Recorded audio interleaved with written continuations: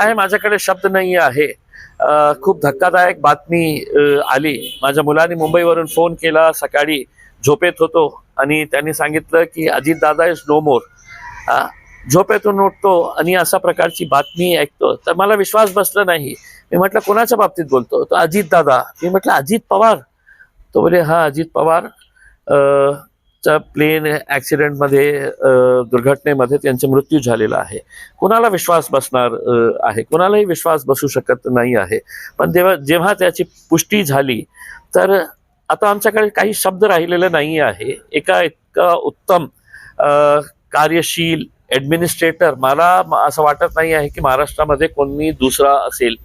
अजित पवार साहेबांचं वैशिष्ट्य म्हणजे ते खूप एबल आणि एफिशियंट ॲडमिनिस्ट्रेटर होते आणि त्यांचे कट्टर विरोधक सुद्धा हे मान्य करतील.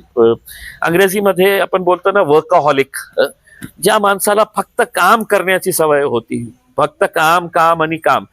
सर्वांना माहीत आहे अजितदादा सकाळी 6 वाजेपासून ते रात्री उशिरापर्यंत ते फक्त काम करत राहायचं आणि त्यांच्याकडे जे एक डिसिजन मेकिंग ॲबिलिटी, टोलवाटोलवी ते कधीही करायचं नाही.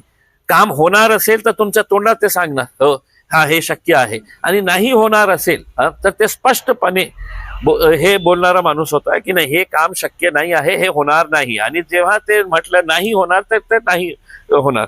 तर अशा प्रकारचं एक एबल ॲडमिनिस्ट्रेटर, दुर्दैवी त्यांचा अशा प्रकारे मृत्यू होणे हे फक्त महाराष्ट्र नव्हे तर देशासाठी एक खूप धक्कादायकच बातमी आहे. पवार परिवारावर आता काय परिस्थिती असेल आम्ही समजू पण शकत नाही आहे. पण लाखो करोडो त्यांचे जे चाहते आहे